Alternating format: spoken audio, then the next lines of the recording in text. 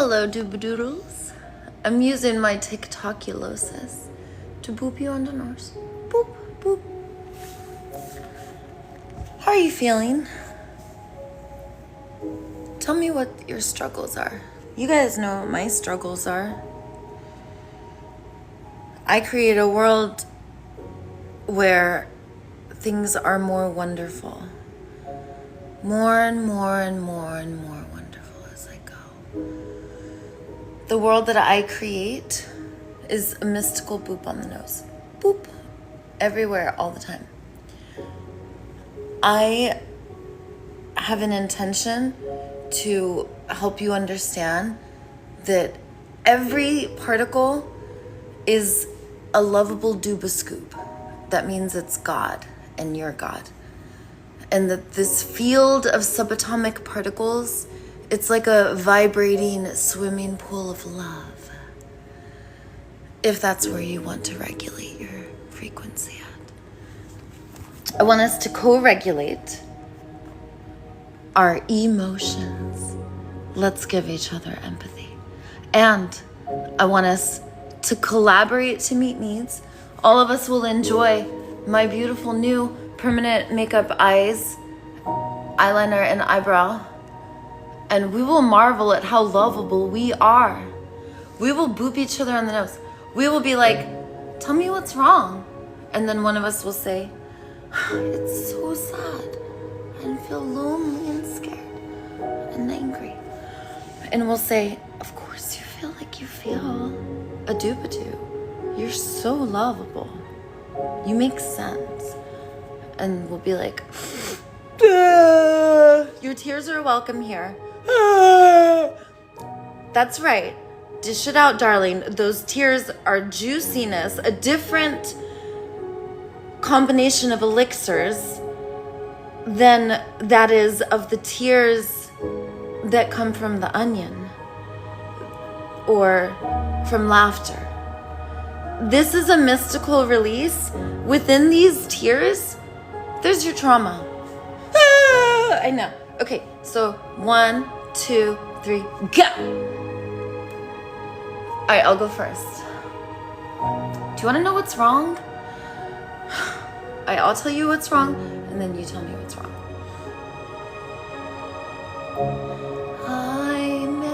I'm gonna sing because I have to, because it's my kids. Dylan, Rose, Chris. Dylan.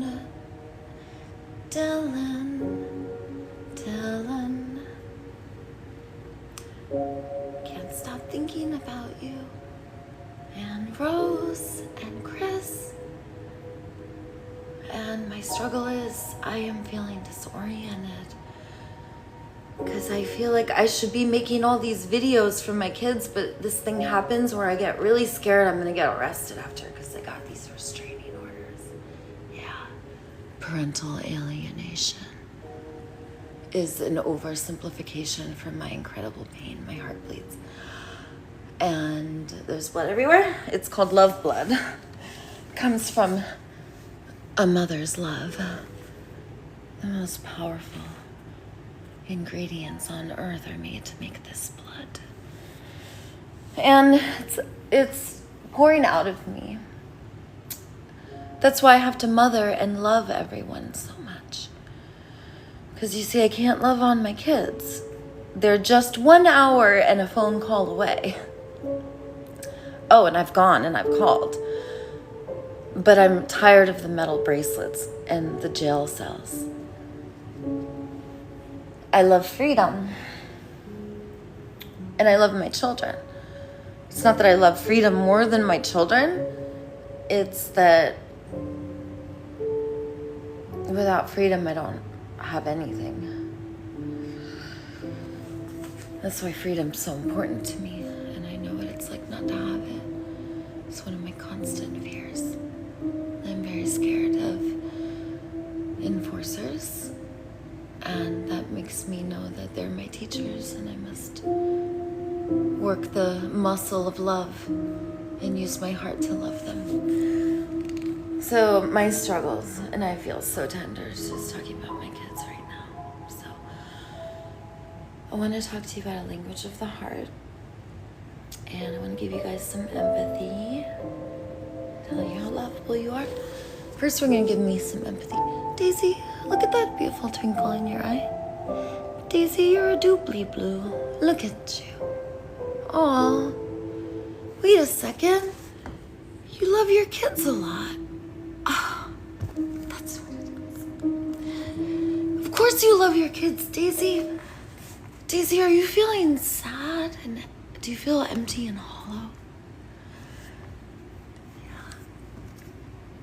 Yeah. Daisy, would you like it if someone brought you your 3 babies on a golden sleigh pulled by baby animals? And then you could walk over to the sleigh and hug them one by one. And I know you don't want them to hug you if they don't want to. So if one of your kids doesn't want to hug you, then they could tell you that. And you would have an opportunity to talk to them about it. Is that a good empathy guess, Daisy? Yeah, that was a really good empathy guess. Whoa. You guys, that was really powerful. You guys are good at this. Okay, we're gonna do this. We're gonna healing circle it. With my TikTokulosis, I will tickle torture anyone that does a mean comment. I do not want to do this without your consent. So if you don't want to tickle torture, I will not astral project and TikTokulosis tickle torture you, even though I want to. If you don't want me to, I won't. I will just air tickle torture. And don't worry. If you do not want me to air tickle torture you either, and you do not give your consent, I won't do it. But if you're going to be a meanie bobini, I will think about how lovable you are. And I will also think about the hurt that was put there. I will think about when someone was a meanie bobini to you, my doobascoop, and I might say something to you like, everything you say about me is true. Wise warrior, queen, or perhaps you are a warlord, god. And I will say, dish it out, tell me everything. What else did they did to you when you were little? Because this isn't about me. This is about you. Now, come on, it's not about me, it's about us. Tell me, what's alive in you? I just dished everything out. I just told you everything. I literally cried. You guys gave me empathy. I'm ready to know. Tell me your struggles. They betrayed you. My goddess Tinkerbell Queen, how could they? I wonder if you're feeling alarmed. Tell me, Ushian, what happened to you? Did somebody hurt you? Did somebody punch you?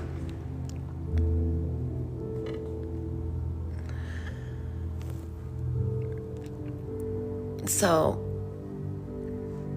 if someone says, I miss my dead boyfriend,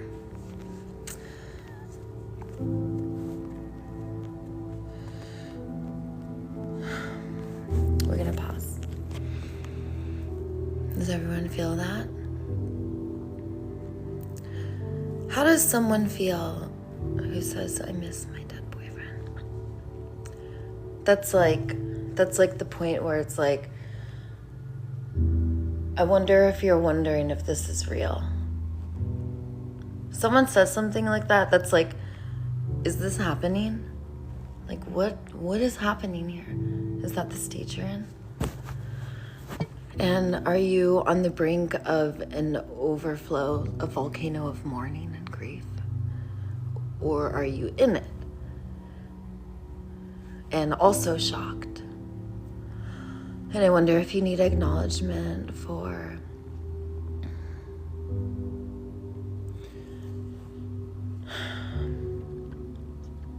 your pain. I want to be in conversation with you. So Tinkerbell Goddess says, I think I'm in the brink. It's easy to find you. Says, they used me and threw me away. Oh, Goddess. And they betrayed you. Heal me, Daisy. Well, Goddess, so I am here to show you that you have the wisdom. I'm called Daisy the Venice Healer. Kind of like when you go in the rooms of the 12 steps. If you go in and you say, heal me, guess what they'll say? Keep coming back. You're lovable no matter what. You're worth it. And guess what else? You could come in and you could say what you just said. You could say, they betrayed me. You could say, I feel pain when you say that. My lower lip shakes and I get water behind my eyes. When you say they betrayed me, I get really tender. And they used me and threw me away. Yeah, that makes me feel like you feel discarded, and instead of feeling loved and adored and desired, that you're feeling the opposite of desired. You're feeling the opposite of held, and you want to be witnessed with unconditional positive regard. You want someone to be awestruck in response to you. And on the other end of the spectrum would be discarding. Like, who would use you and throw you away, Goddess? Who would do such a thing to you? You must be so hurt. That's awful. I can't believe that happened to you. Your pain is beautiful, and I want you to enjoy it. Not in some kind of sadistic way, but in the way that it carries wisdoms, that what happened to you was awful. And I want you to enjoy it, because just like when we go to the bathroom, for you to say, I'm gonna number 2, and me to say, enjoy it, you might give me a look, but you know it's true. Just as when we cry. And sure, it's like, maybe when we start that big BM, before the bowel starts moving, we're like, oh, this is gonna be big, it's never gonna stop. Our nervous system, I don't like calling it that, because there's nothing nervous about being a god. Our biofield, it's the energies in motion around us and inside of us, and we have energy centers. And you could call it a nervous system, and you could use neural science and demystify. I do not use the term chakra. I call them energy centers. I want you to know that there's beauty and enjoyment in discharging from this system. And that you will enjoy these tears, my goddess. They betrayed you. They used you. They discarded you. And I think that all of us, to a degree, knows how that feels, and that we are crying with you. We're crying. And your tears are welcome. And you make sense. And of course you're hurt. Of course you're devastated. These are empathy guesses. If I'm wrong, please tell me what is right.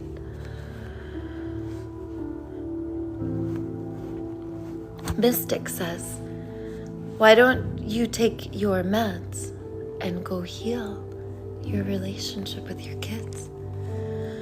Mystic, I love your wisdom, and I can feel your intention. You love children. You want there to be healing, don't you? And even more, you care about my children. And I assume you care about me, and your intention is to contribute to me. And I assume that your intentions are beautiful. I don't believe in good and bad and right or wrong. I believe that we carry wisdom, and that you wouldn't take a leap and make a risk that you might get attacked, because something that you say that is so blunt might trigger, and then you might be attacked. So I bow to you, Mystic, a glorious God, so divine and brave and truthful is to be honored. And I love your truth, and I'll tell you mine. I believe that's your truth. My truth is that we don't need meds. My truth is that when we live out of balance, we have a healthy reaction. When we live out of balance and not in symbiosis with all of life, being loving and caring and soft and kind, and with our hearts open, that with our hearts closed, when we are not in this world, we act outward, we hurt others. We act inward, we hurt ourselves. One solution is 12 steps when we hurt ourselves. Another solution is, but at its root is the wound of our meaning and purpose, because we would see we have incredible positive change to bring. We would never hurt ourselves. And at the root of acting outward, also a healthy reaction to living outside of symbiosis. When we hurt others, our violence does not mean there's something wrong with us. We don't need jails and prisons or medication. You see, there's 3 wounds of domination systems that cause this healthy reaction. Número 1, el scarcity. Número 2, el separation.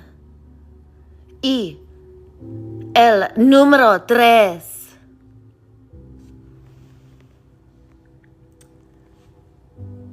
our meaning and purpose.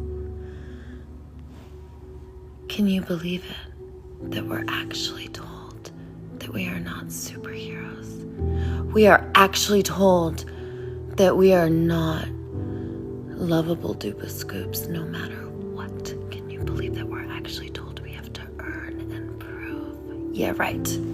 That's a lie. That's my world. I don't believe in meds. Can you believe it? I don't believe in jails and prisons or 12 steps either. I believe in global liberation.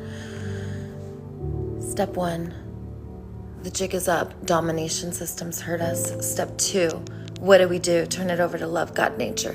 Step 3, who do we be? We're superheroes. What's your meaning and purpose? And step 4,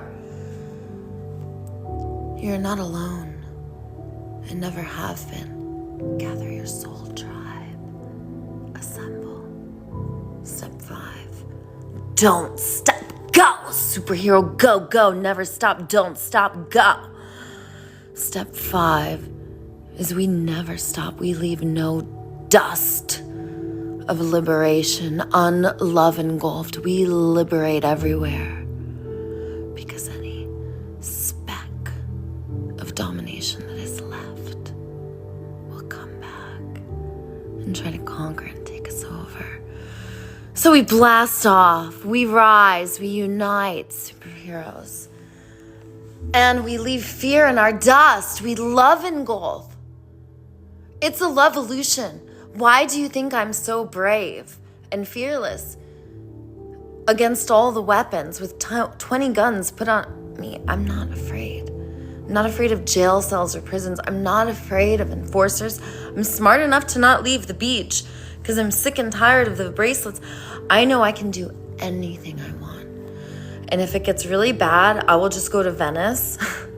Santa Monica's got, just go to Venice. Guess what? Domination systems are so compartmentalized, they don't work that well together. And if Santa Monica's mad at me, Venice Beach is laughing and they love me.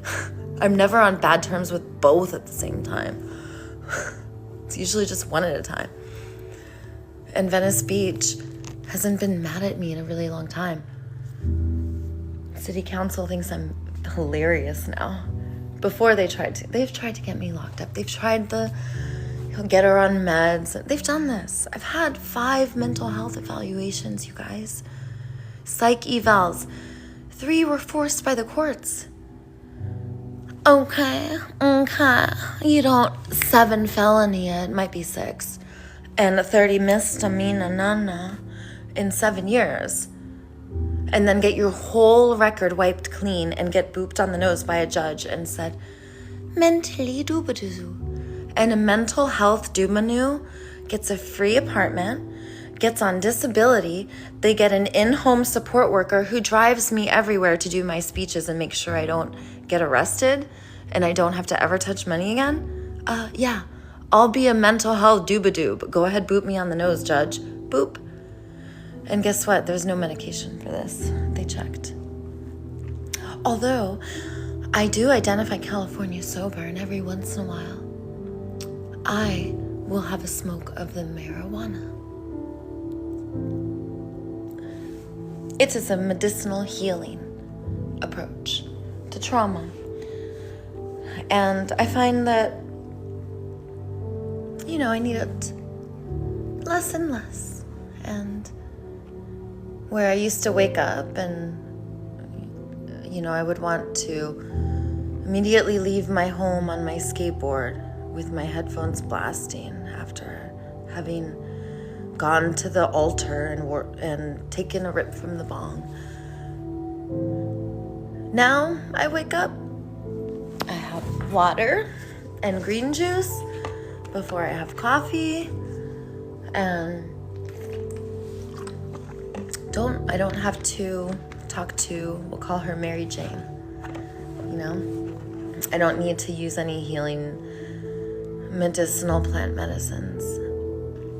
And I don't particularly enjoy mushrooms. I prefer to be completely sober. So when you see me and I'm all happy and excited and filled with life and awestruck and blissful, this is spiritual joy. It comes from an inner flame. For some of us, this inner flame, it's just an ember. And for others, it's a candle. And others, it's a raging fire. And then for others, we have gone through the birth canal of awakening, and we are now a phoenix, fully engulfed in flames, flying in the sky. I don't want you to just have a flame inside of you. I want you to fully immerse yourself in the divine love of God. And if you are agnostic, there is a chapter for this in the 12 steps. Others have already done the research and the work on it, so I don't have to. And I don't, that's not my jam. Preaching to the agnostics, I'm very spiritual. I believe in God. So you don't believe in God, there's a chapter for you. And I recommend it because so you can get in touch with the presence and the power that is inside of you. You could even find it please just you must have a higher power, otherwise this is not going to work. So that's why we got to turn it over to love God and nature. I can't tell you how important God is. And it's not just God. I created 6 practices. All of them are really important. The first is just God. We are all God. You must believe in this. We are God. The second practice. And these are the practices, not the steps. The 5 steps of global liberation is how we free ourselves so that we can self-actualize with the 6 practices. These are the 6 practices of self-actualization. And then there's 3 practices of receiving, so that when we're healing, we're just thinking about how lovable we are, focusing on our breath and relaxing. With the 6 practices of self-actualization, we acknowledge we are all God. Then the second practice, we acknowledge that there is no separation between the light that shapes everything in the universe, that all the cosmos, everything in creation, there is no separation. That is the second step, is the practice is the oneness. So practice number 1, we are all God. Practice number 2, we are all one. Practice number 3, be intentional. And if you do these practices, I promise you this will work. It'll put you in a higher consciousness. You will become an architect of reality, using time and space to create, an emotional alchemist in control, and surfing the waves of your biofield, the energies in motion that you choose. And you will mourn and love will flow from you. And anger will transmute to play. The third practice is to be intentional.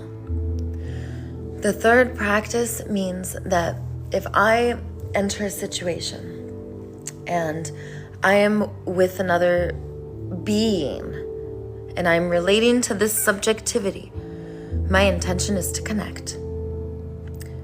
And I have many intentions, but that's the first thing, is my intention to connect. Because if my intention is to disconnect, then at that point I may have no communication, right? Because I want to check in with my intention, and then the decision I'm going to make is going to be completely different. Because if I actually think about my intention and I am conscious, I'm going to say, well, this is not a very good thing to do if this is my intention, so I'm not going to do that. And I'll find that I'll get to like the 18th thing that I was going to do. And the first 17 things were not a good idea. And it's a good thing I checked in with my intention. And then pretty soon we're going to get good at it, and it'll just come intuitively. So the third practice is be intentional. The fourth practice is always move. And that means always move your body. Always move through rifts. Resolve them. Make amends. Do not have any stagnant energies in your relationships. Always move the energies. Always move, the stuff around your house. Like, you could put always move on everything. Just always move. Moving is life. Even the brain.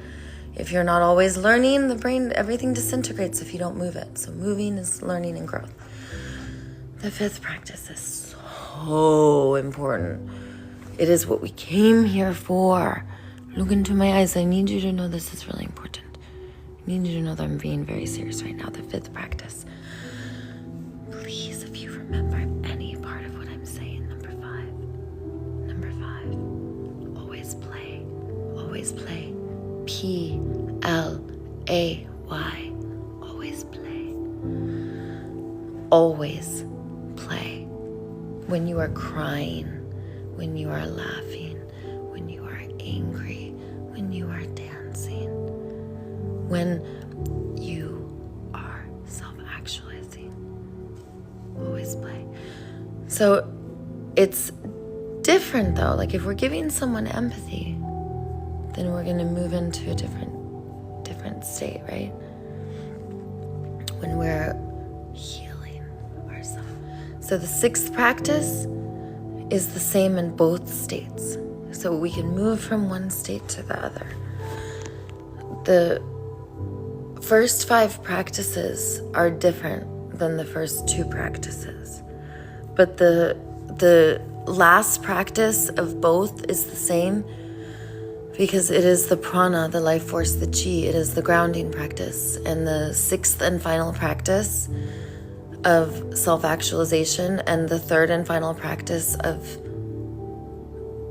receiving and healing is to focus on our breath. And I have the 6 practices and the 3 practices separate like that for a reason. The 3 practices, you think about how lovable you are and you relax. Because I've found from my own research that when I am receiving and when others are receiving, that if I have them think about how lovable they are, and I'll help them by saying, think about how lovable your eyebrows are. Think about how lovable your cheekbones are. Oh, look at that cute button nose. Think of how lovable your nose is. What about that wonderful chin soup? That's so delicious. Think about how lovable your chin soup is. What about that beautiful beating heart? Can't think of a more beautiful, glorious, gorgeous heart. Think about how lovable your heart is. So when you do that while you're receiving, you become like dead weight. Because you're like, I'm so lovable. You're just like a little noodle doodle. That's how you can become a noodle doodle. So once you're a noodle doodle, that's also part of the relaxing. You relax into it. So that happens together. And the noodle doodleness happens more efficiently when focusing on the breath. So you think about how lovable you are. You focus on your breath and you relax. Are you thinking about how lovable you are? I could tell if you are or not. Because your sparkles in your eyes will perfectly arrange to the shape of hearts. So, let me see you do it a little bit more. Come on, just think about your shoulders. Oh, those are so lovely. Wait a second. Did your shoulders just come down 1.5 inches? That's called a super duper hero. Hey, think about how lovable your tummy is. So lovable. All right, someone said this is boring. All right, Skinwalker, tell me what's up. What's alive in you? You guys tell me what's wrong. Let's do language of the heart.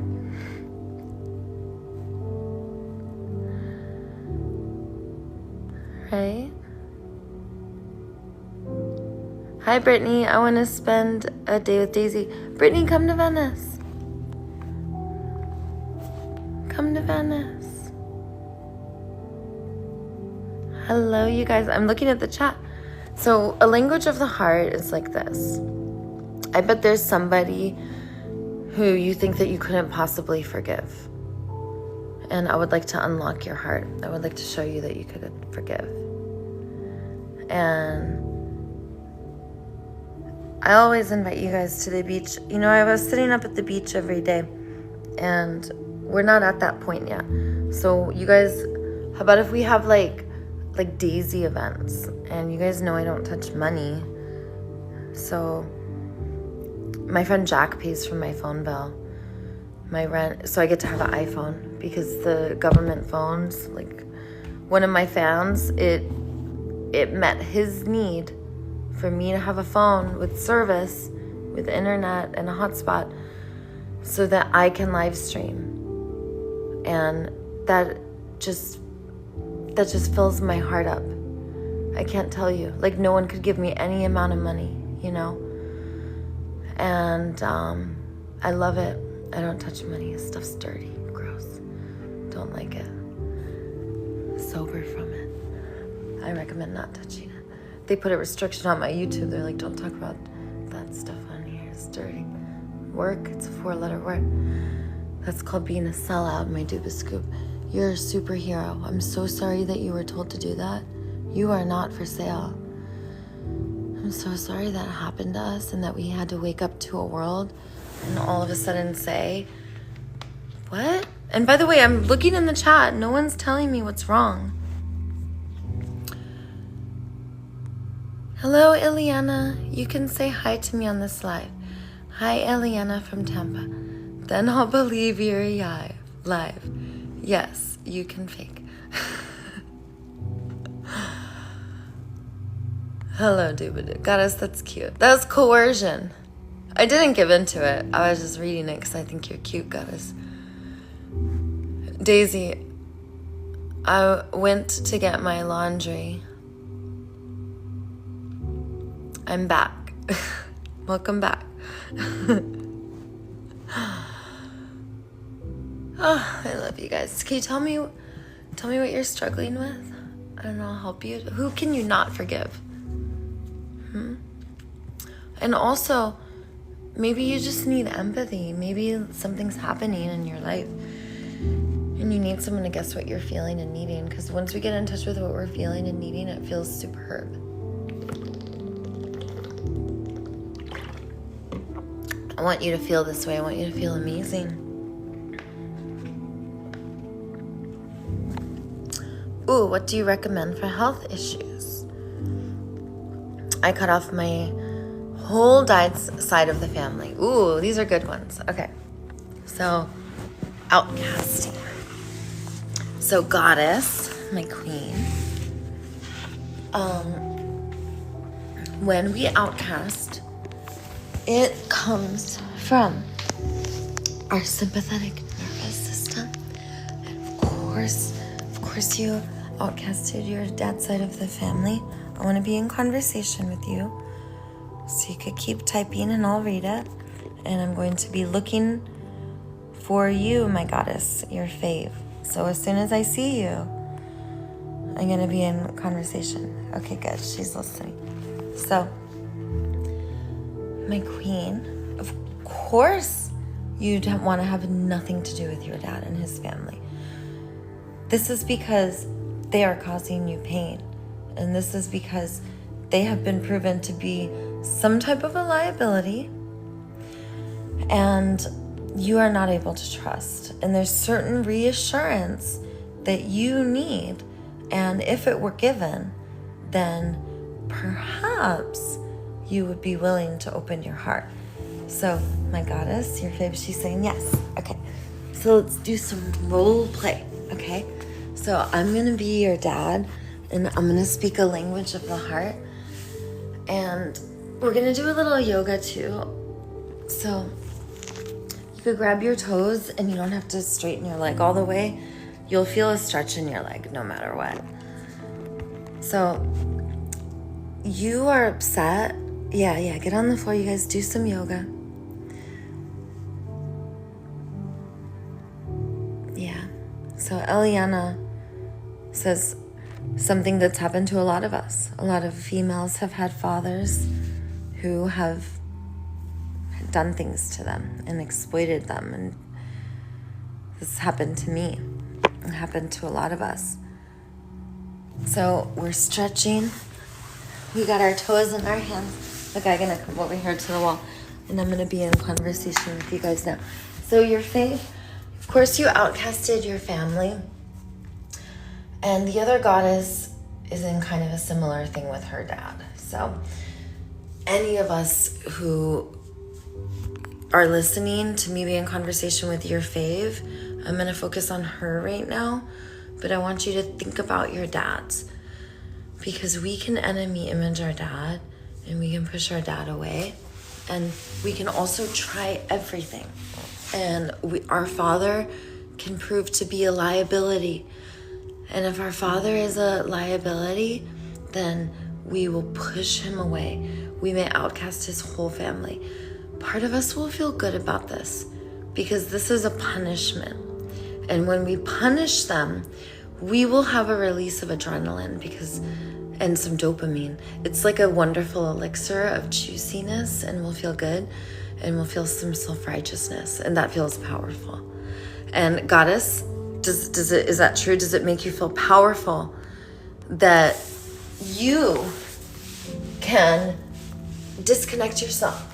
Does it make you feel powerful that you could say to your dad and his family, look, I'm going to have nothing to do with it.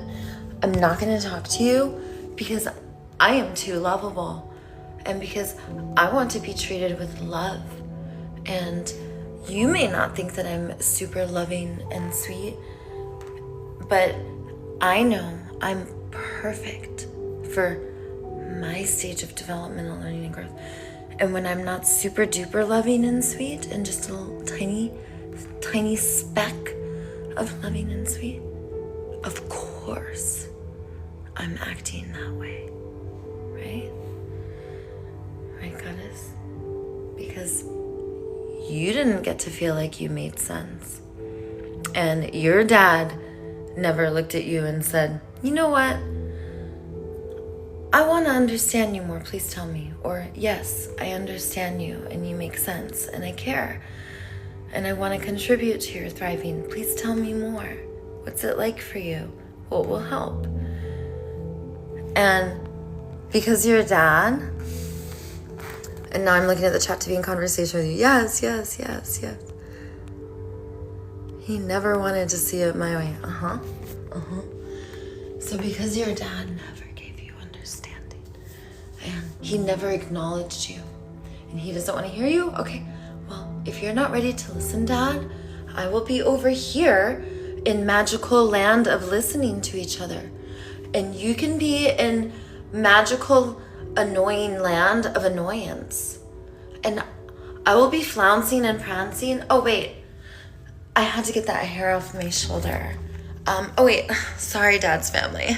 I had some hair over there, too. We're going to be magically fluffing each other's hair and telling each other we make sense and that we're lovable no matter what.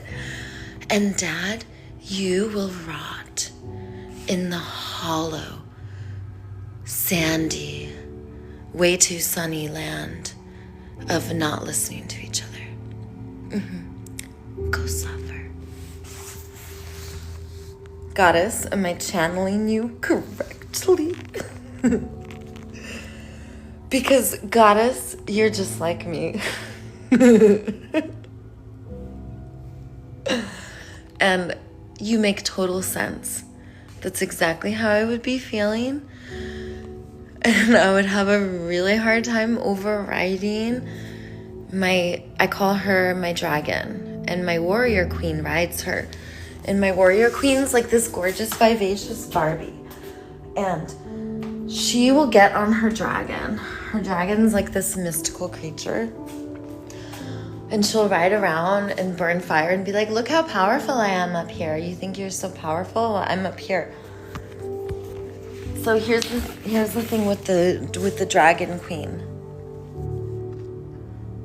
Yeah, you go in defense.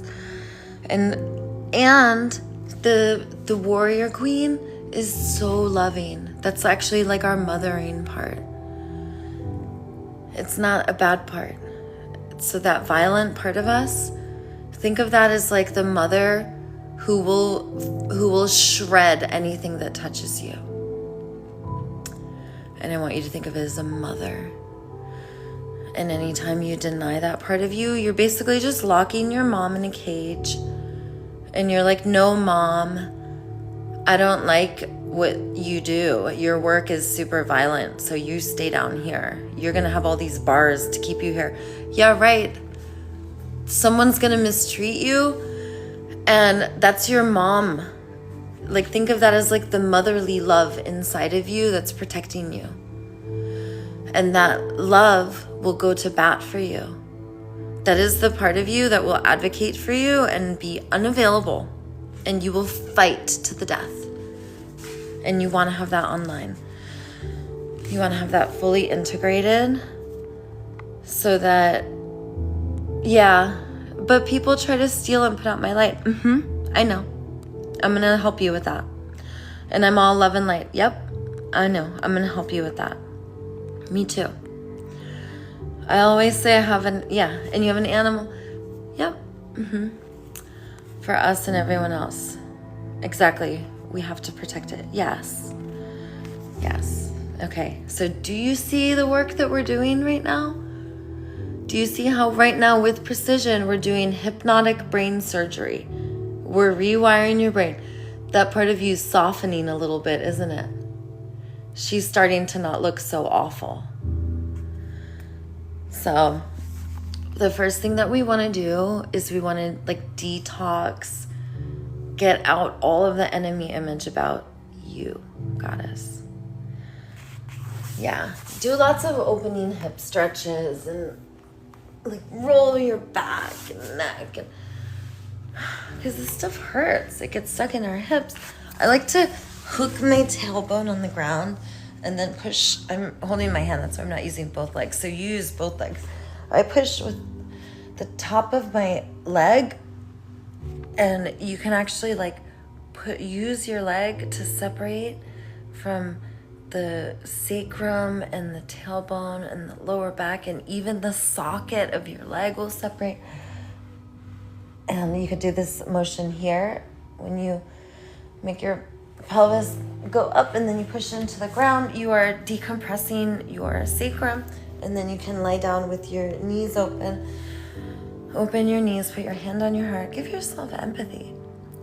So our parents who hurt us, we're gonna be like so protective. And here's the thing. Yeah, Goddess, I'm gonna stay with you. She says, thank you genuinely. I'm still doing yoga stretches. It's actually helping. Yeah. So keep doing the yoga.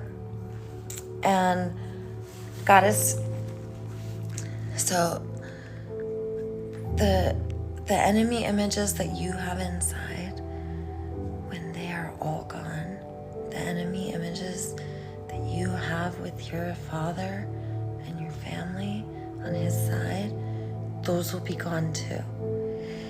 All of the work outside of us is also in us. That's what's so cool, is like you could do it inside or you could do it outside. You could do it through body work, through stretching, through breath work, you could have a spiritual awakening and find your higher self. And there's so many modalities. You could just go in ice water, look up that guy Wim Hof.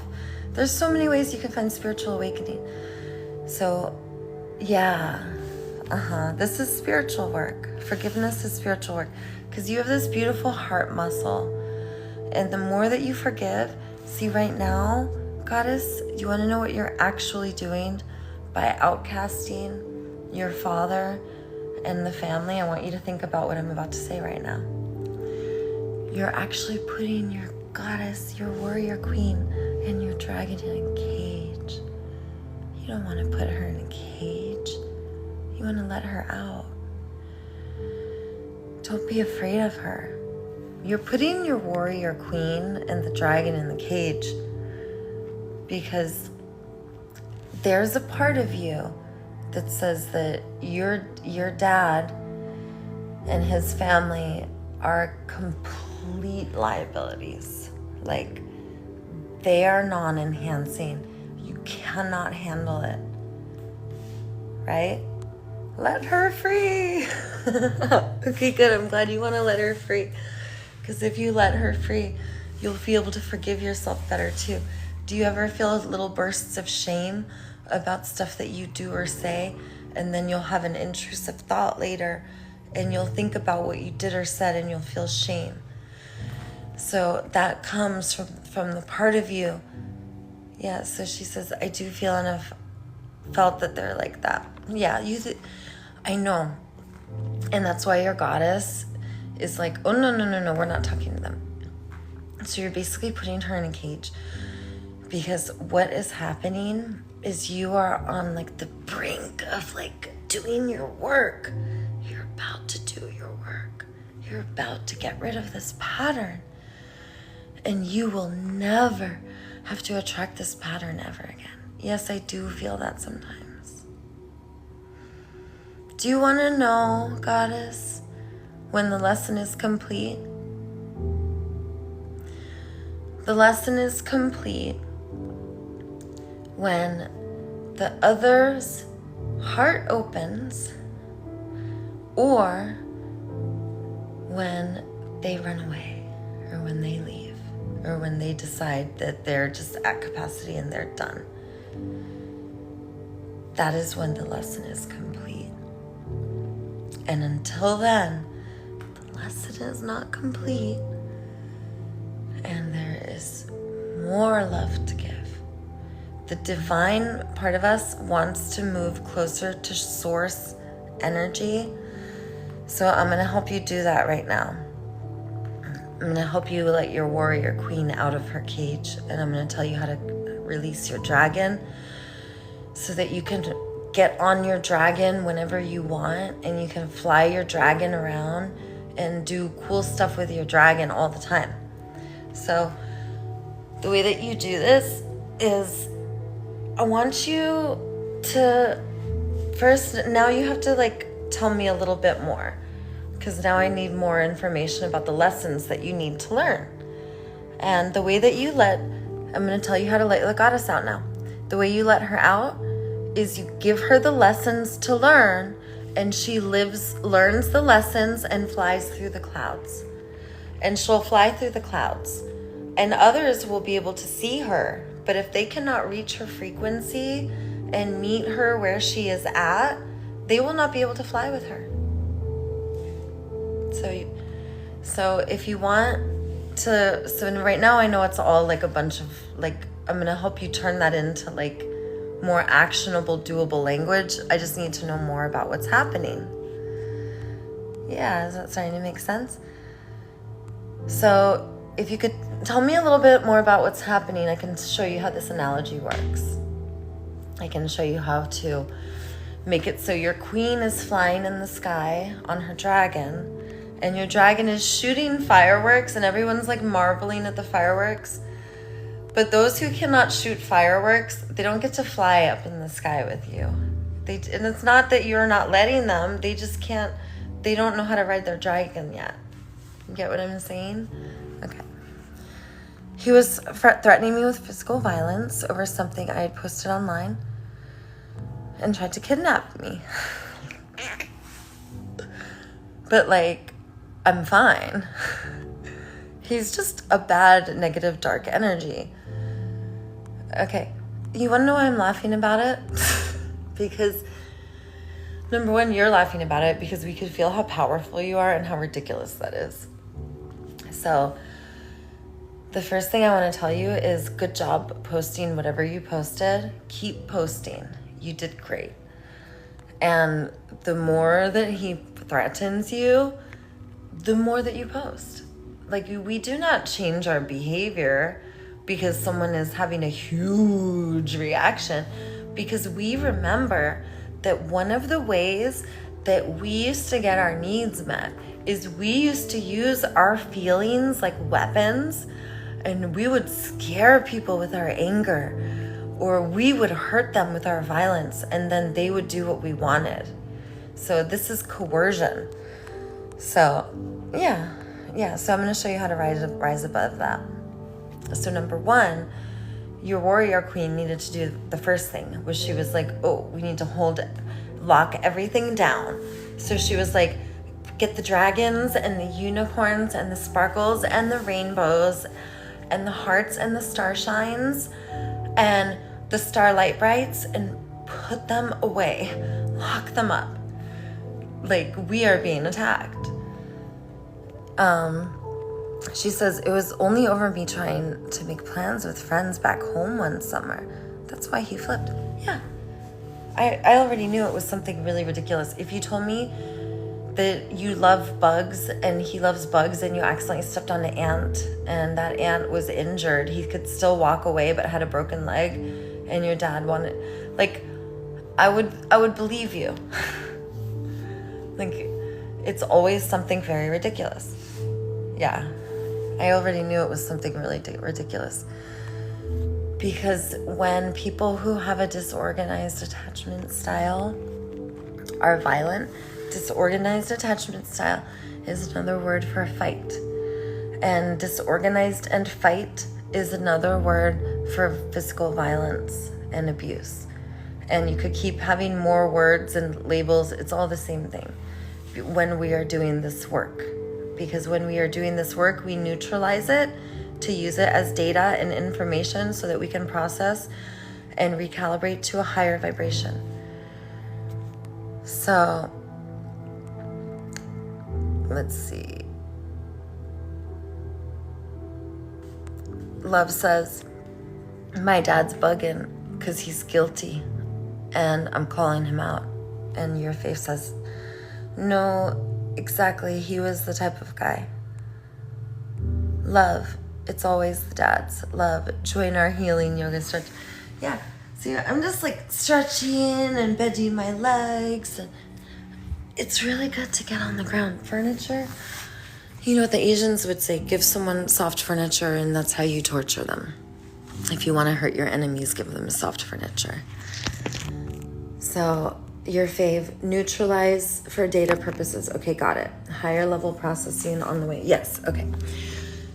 So right now what your system is doing, your fave, is your system is taking this data and it's like, oh, he's using a coercive means to try and get me to do what he wants me to do. And so in our sympathetic nervous system, we're going to want to fight, and then the next thing will be flight, and that is the dismissive and avoidant attachment style. And dismissive and avoidant attachment style is another way of saying flight, run away, and another way of saying outcast, and another way of saying I don't talk to them anymore.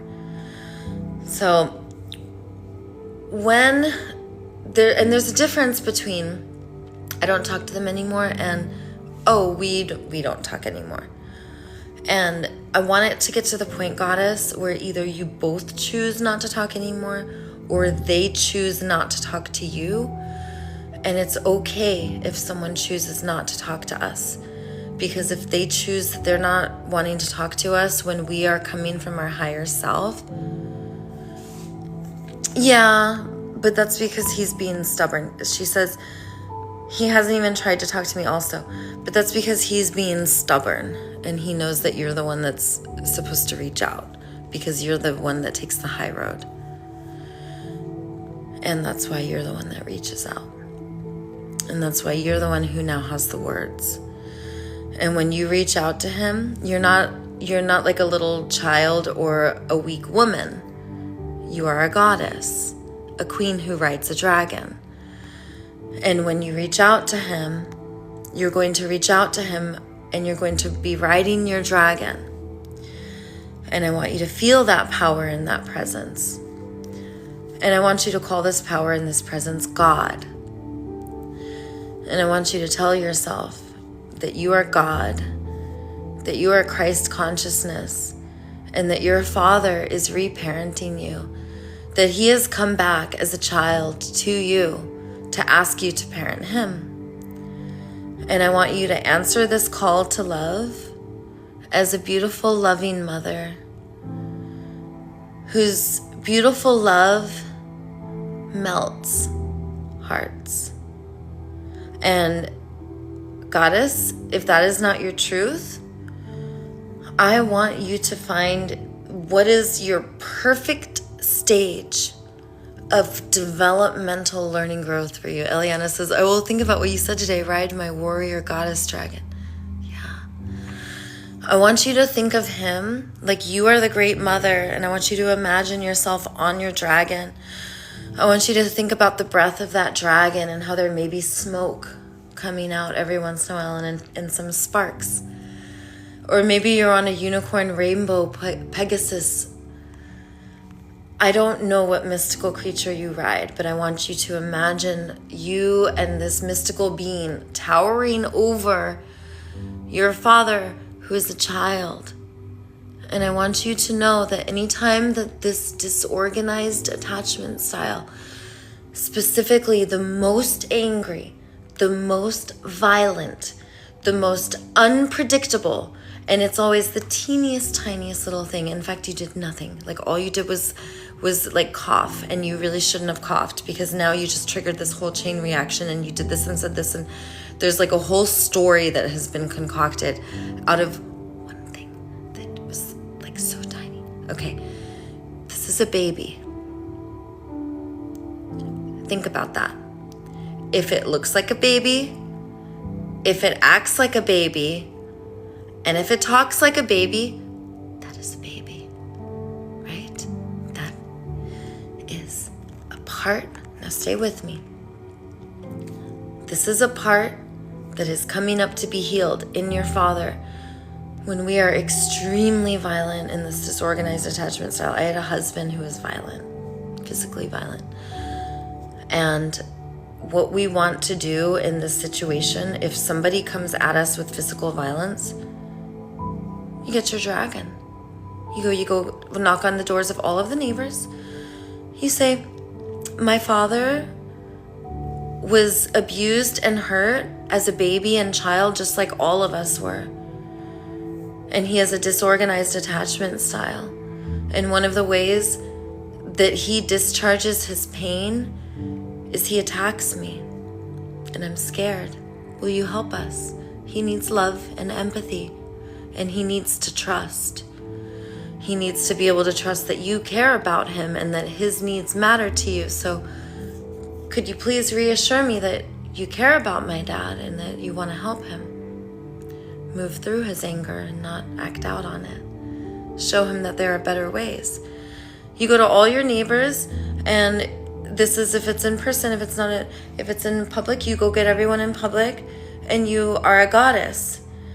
You are on your dragon. So I want you to visualize yourself like, excuse me, there is this being who is hurting and we must help it. I don't want you to look at this as someone who can hurt you, because that's not true. And it's not true because you are not alone. You never have been alone. No longer will you ever tell yourself that you are alone. Therefore, you will never feel lonely again. And you will never have to be afraid.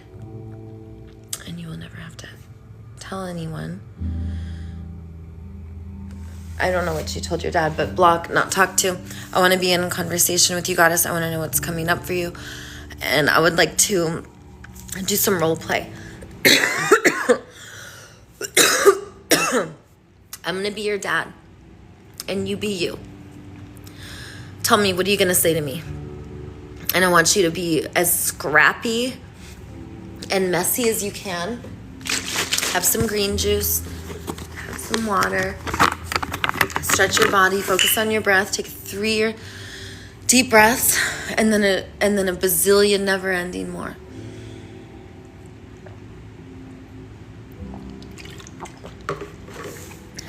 And I'm going to be your dad. And you're going to dish it out. You're going to say everything.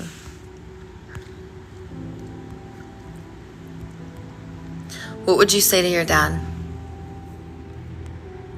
And then we're going to do it the other way. Would you prefer that I be you first and you be your dad?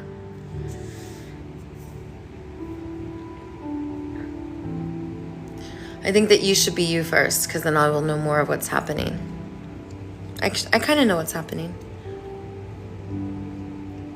I just wish I knew who you really were and that you showed love in better ways.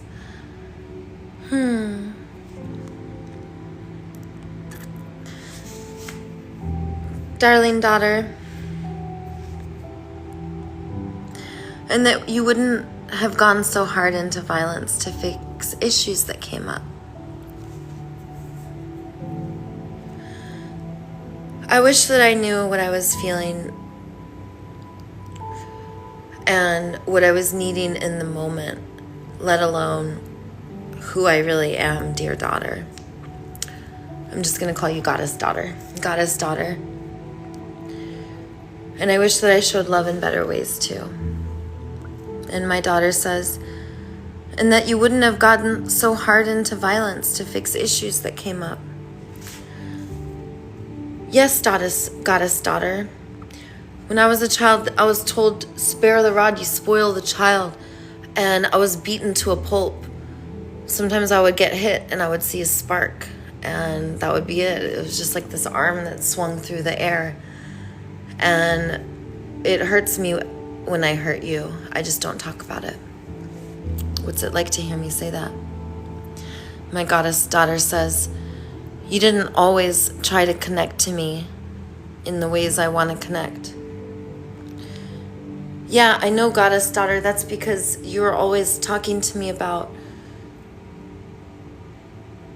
ways that I could support you, and I was not able to hear you because I was thinking about what I wanted.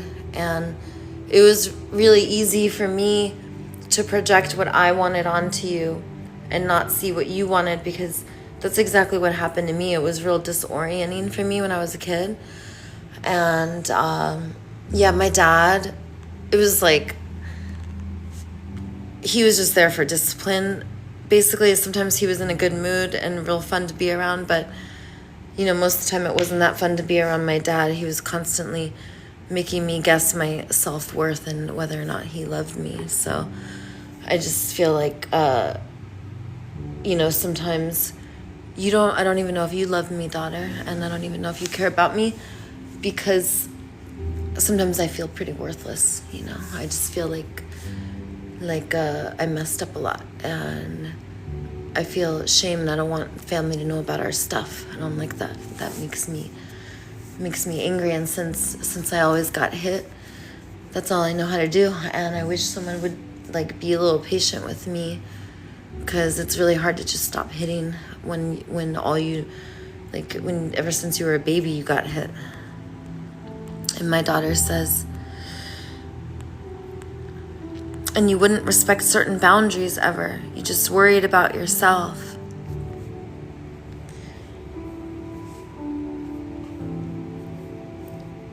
Yeah. You know, I never really believed in boundaries before. You're starting to make me think about these boundaries. Like, I don't really know about boundaries. You talk about these boundaries a lot. They sound nice. But I'm not just going to be able to like do these boundaries right away. Would you be willing to help me know specifically, like when you're reaching emotional fatigue and you're at your level of capacity and I have to stop because I'm scared that I won't be able to be myself because of all this stuff you're telling me. I feel like maybe I won't, like you think everything about me is bad, and there's just like a couple things that you like about me, and I'm supposed to like change myself right away, and I don't even know if I'm ready to work on myself yet. But I do want to be a better version of myself because I am tired of suffering like this. And my goddess daughter says,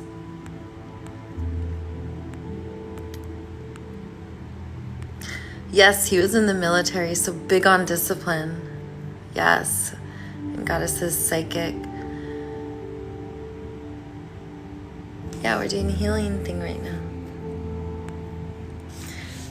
Kristen, I'm here to heal too. So anyone who's like saying like Daisy, you know, Daisy the Venice healer, it's a lot like, I always talk about the 12 steps. So when we heal in fellowship, it doesn't mean that I'm the special one. It means that I'm coming here with my trauma to heal also. And this is very healing for me to do.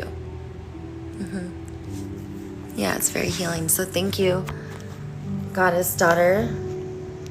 And let's switch now. Can we switch now, goddess? And now you be your dad, or do you have a little more that you want to say to dad?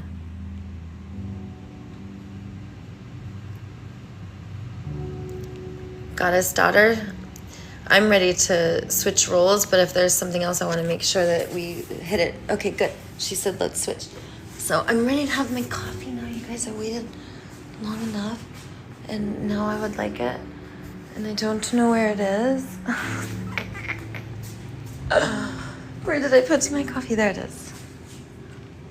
So I kept it over here so I would drink some delicious water first. All right. I'm going to be you now, and I'm going to call my dad. Are you ready, goddess? Hey, Dad. It's me, your goddess daughter.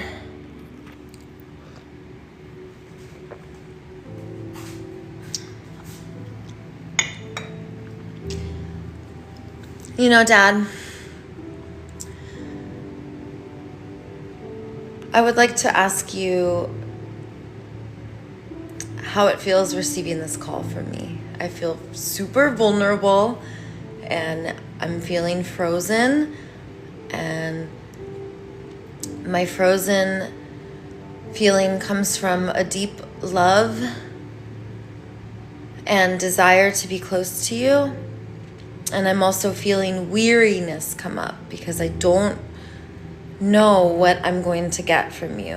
And I'm a little bit weary of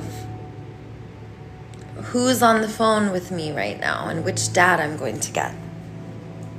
What's it like to hear me say this?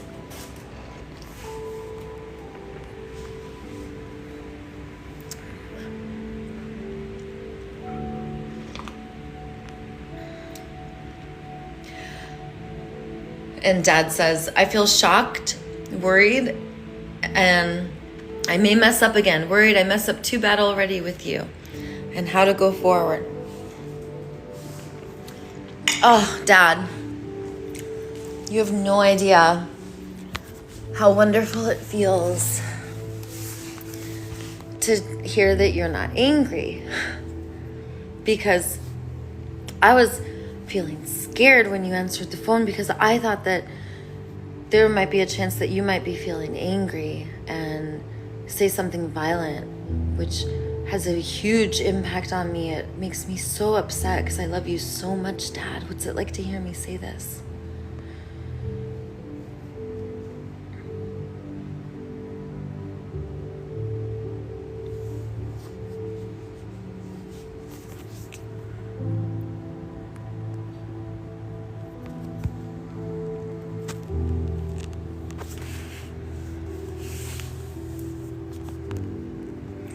Dad, I also want to tell you that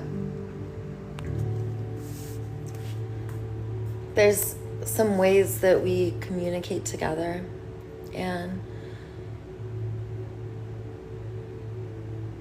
when you communicate to me in violent ways, it makes me feel so sad, because it's like a totally other person that's not my dad that doesn't want to talk about a way forward and what will help, because I don't know how to communicate in a language of violence.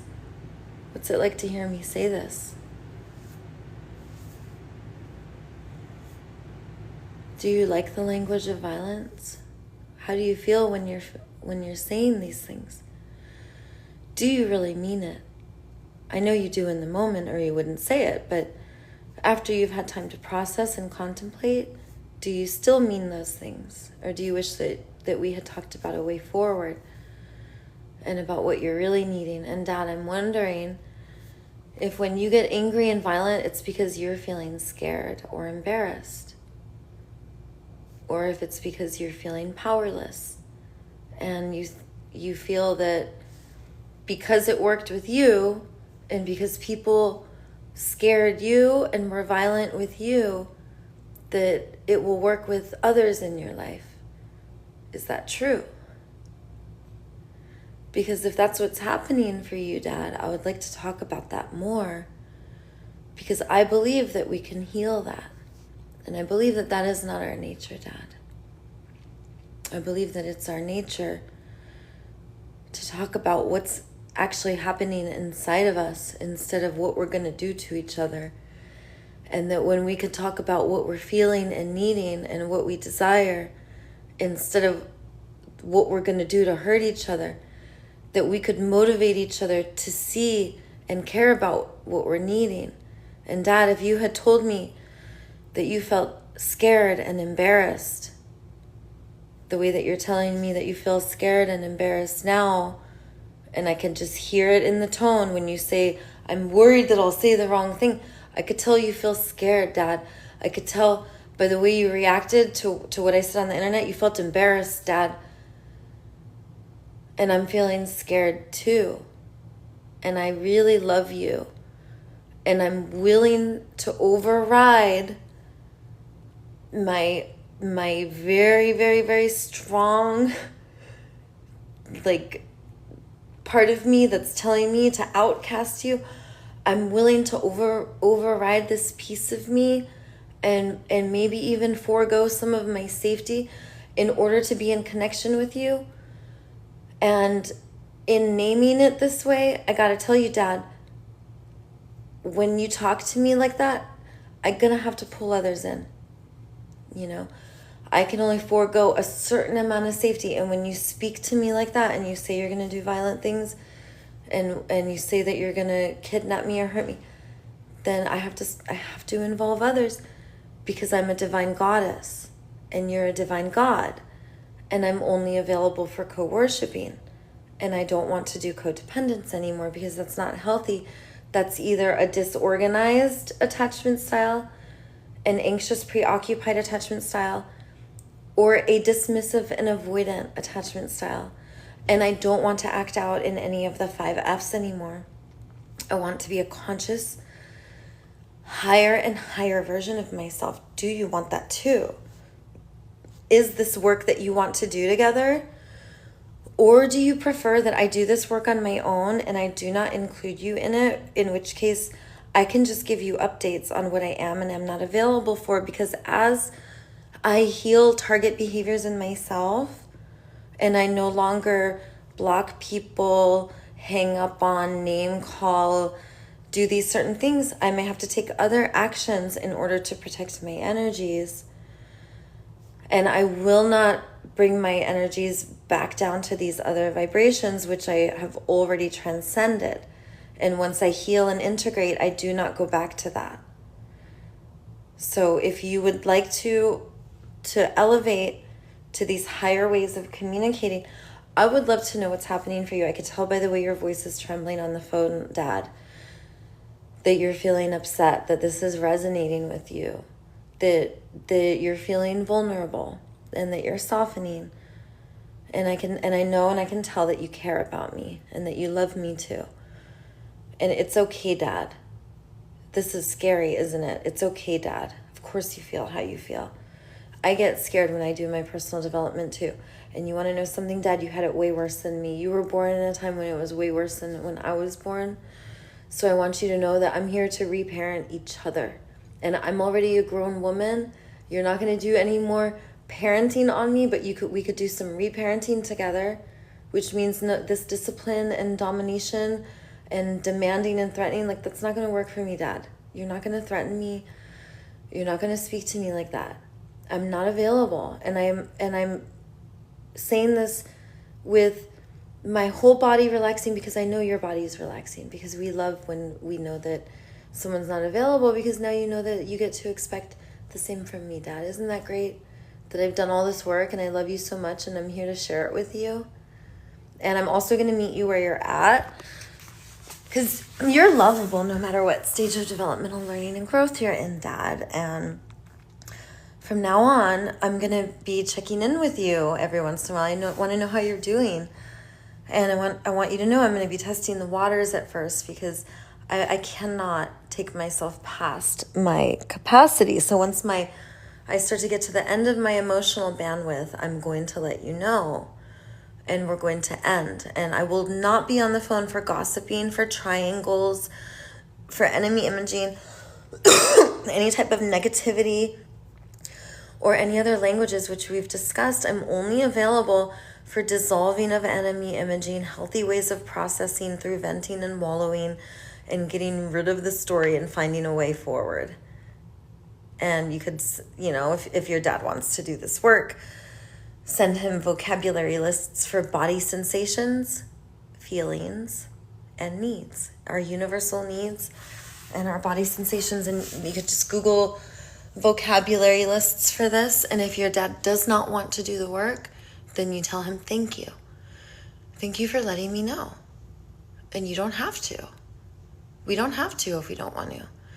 People will not want to hang out with you. If you are a being of light, and if you are Christ consciousness, sarcastic, angry people will not want to hang out with you.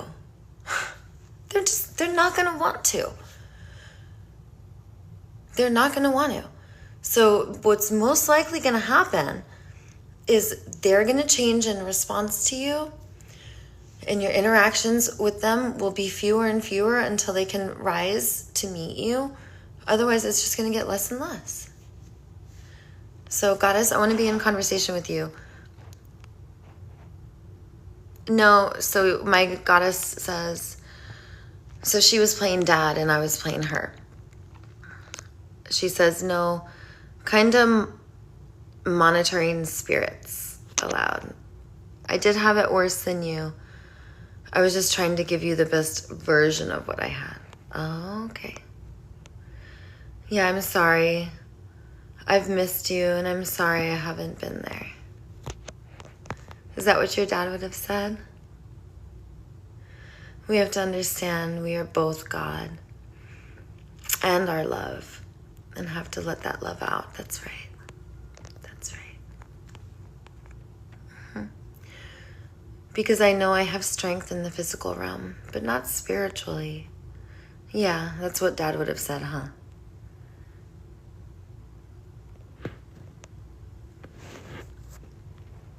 Mm-hmm. Yeah, I think I'm feeling scared and powerless. So I know I wasn't like reading these comments as they came up, but wasn't this exercise really helpful, Goddess? Yeah. Wasn't it good? Didn't it help you? Like, when we do role play, I do it too. I do it on my live streams all the time. I do role plays that involve my children, involve my mother, any type of tough talk. I love doing role plays. My Goddess says, you were really hitting all the spots. It helped me see it differently as well. Yeah, so my intention, Goddess, is for you to see yourself as a goddess queen riding a dragon. And you are a warrior queen of love. Nothing can stop you. There is nothing more powerful and undeniable than your love. And it makes it so you can never get hurt. Love is so profoundly powerful. It protects us. It empowers us. And it unites us. So I want you to see yourself as that. My goddess says that's one of the most important dominance things. Play. Number 5, play. Yep. Play. Okay, so what's really great about play, so since we're talking about dad, so if dad is angry and violent, play with him. If he says he's going to kidnap you, tell him, oh, well, I'm going to tickle torture you then. Or, oh, well, I'm going to kidnap you too, doobadoo, and put you in a love zoo so everyone could see how cute you are and harmless. You know, play. Play. If someone gives you violence, it's the same energy. Violence is up and out. Excitement, play, up and out. So when we're becoming emotional alchemists, make it even sillier. Yes, show him how ridiculous. If he tells you he's going to kidnap you, be like, oh, I love hide and seek. Oh, what a dooba scoob. What do I get? A tickle torture if you find me? Where are you going to kidnap me to? A love island of snuggles? Yeah, right. You can't parent me forever, Dad. You just love me so much. You want me to be your little baby forever, even when my wings are all grown and I've flown out of the nest. So you just make it, it's just like a little baby. This little baby that didn't get picked up. So you gotta just pick up the baby. So when your dad's yelling and screaming at you and telling you how violent he is, there's just a cute little baby. And then have the community members call him and be like, hey, you're filled with love and mush and not fooling anyone. Now tell us everything that happened to you when you were a little baby, and tell us how it was so awful and scary, and how the way of staying safe was to do exactly what you were told, or else. You guys, we're healing a lot of stuff. This is about like transcending to a whole new world. Yeah, he's just a baby throwing a tantrum. Exactly, open up your spiritual wounds so we can disinfect them to start the healing process. I love that. So, goddess, do you feel like your dragon and your warrior queen have been let out of their cage and they can fly around? I'll tell you guys what happened with my husband. My husband would wake me up in the middle of the night upset, and I was completely sober, and I went to bed early and had a really healthy lifestyle and did tons of yoga and meditation and personal development and had a big group of friends and community. And my husband had a job that he just lost and a $4 million trust fund that just ran out, and a new wife and a disorganized attachment style that was coming out in our struggle stage. And he would wake me up in the middle of the night, very angry and upset, and I was oblivious to if there was alcohol involved, but I think he was drinking. And he would attack me, and he would break my treasures and possessions. He would chase me. He would kick doors in, scare me, choke me. And these were things that I did to my own kids. Kids will freeze, so they'll let you hit them and stuff. They won't run from you, which is sad. So I was well aware that I wanted to stop doing this, and this was getting done to me. So if someone does it to us, and Goddess, if you're still here Goddess is still here. So who I just did the role play with, your fave, if your dad is like this, then that means he put it in you. So that means that if you may not act out that way, but you will still attract it. So until we heal it, we got it. So you've got the violence. So you may be like, I'm just love and fluff. Okay, but you got it because it got passed down, because it's happening to you. So that means the pattern. So even though you don't do it, if you attract it. So, and one of the stages, so I used to do it. And then one of the stages is you stop doing it, then you attract it. So my husband was doing it to me. I would go to the neighbors, and the neighbors would call the police. And we ended up having to move from this apartment to another apartment. And I kept going to the neighbors and calling my friends and getting people on the phone and calling empathy buddies. The whole time it was happening, I was calling his mom. I was telling the family. Everybody knew that my husband was attacking me. Everybody knew that he was hitting me, that this was going on. And not one person enemy imaged him. Not one person shamed him. Everyone loved him and cared about him and knew that it was something that I used to do, that it's something that is a part of my family, that it is a core wound that I am healing and working on, and my husband's healing and working on. So what I did, not only did I get all of the neighbors involved, I would not leave my husband. And I'm not recommending this to anyone. Like, if you're in this situation, please take care of yourself and do what's your highest path. For me, I would not leave my husband. But I just kept getting more people to help and more people to help. And we had empathy buddies in New York City, so we could call in the middle of the night. We had empathy buddies on the West Coast, so that we could call at these times. And we would just call people, and I would run next door to the neighbors. My neighbors always knew, and I could always go. And the police showed up many, many, many times. We never, ever snitched or said anything to get the other one in trouble. Although my husband would try to get me in trouble, but it didn't work. But I would never say anything to get him in trouble. But yeah, actually he did try to get me in trouble, but yeah, it was thankfully not. There was only one instance when I wanted to see what it was like. I had an extinction burst, which is the last time you do something and hit. So the way that we healed is, the last time I saw my husband, he had this look in his eye, and he was no longer hitting me. And we were still spending time together. We were getting this secret divorce that we were going to cancel, and we filed the divorce papers, and we weren't really going to do it. My husband did it to appease his family. It had gotten to the point, though, where he could no longer act out and abuse me. I just would not be available. And I wouldn't leave. He would have to leave.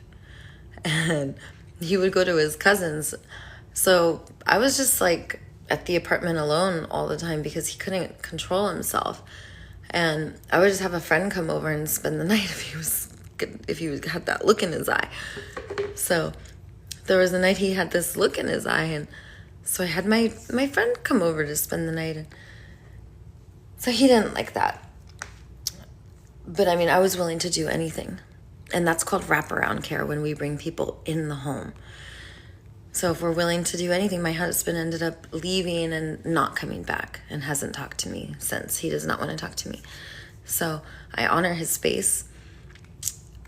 That's how I dealt with it. And then I also dealt with it inside of me, because during this whole time, I was still using violence, and I was still attacking, and I was attacking males who I was perceiving as a threat. So men who would catcall me or do something to me that I perceived as sexual violence, I would then attack them.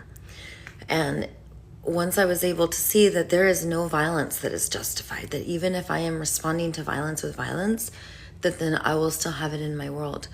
So once I healed this and I stopped attacking even the men who catcall me and try to be sexually violent, I need to love them too. Well, guess what? Once I started to learn how to love them, they started to disappear and come less and less. So this work, and I don't claim to have arrived. Until we liberate the earth, it's going to be hard for us to arrive, because the earth is in the control of domination systems. And under domination systems, we are at our worst. We will either act inward and hurt ourselves or act outward and hurt others. So, my goddess queen says, I used violence for a while as well after the fact and for many years. Yeah, extinction burst. And goddess says, sometimes two people having to work through the same core struggles together is too much energy. Yes. And goddess says, yes, I'm glad you got out with your dragon eventually, goddess. So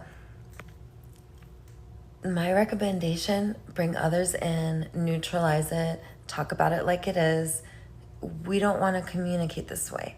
This is not a healthy father-daughter relationship. So what is a healthy father-daughter relationship is an empowering question to ask ourselves. And in asking more life-affirming, conscious questions, we become creative at answering them. So what is coming up for you guys? The sun is out. I'm thinking about ending the live stream and going outside and doing a speech. I'm happy to have worked with you, my queen. Thank you for being in conversation with me.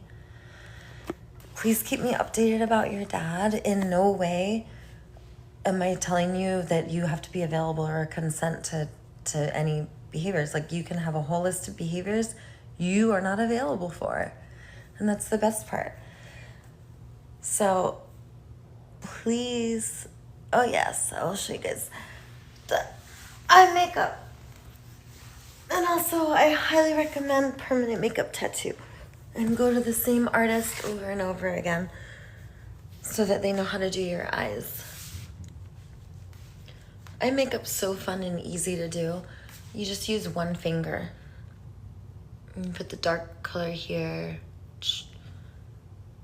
I can't put it on right now because I just had my eyeliner tattoo done.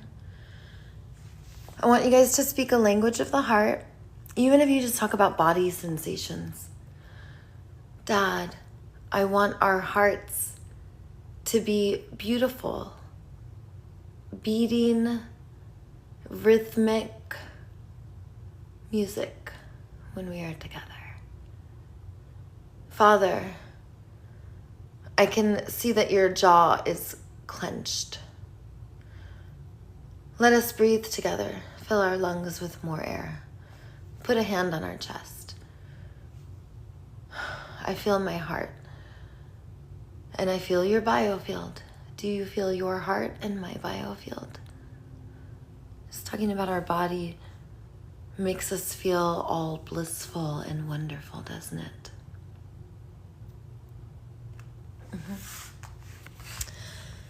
That's right. I love you guys. I'm gonna go and do a speech. My next live stream in front of Santa Monica Courthouse before they open the doors.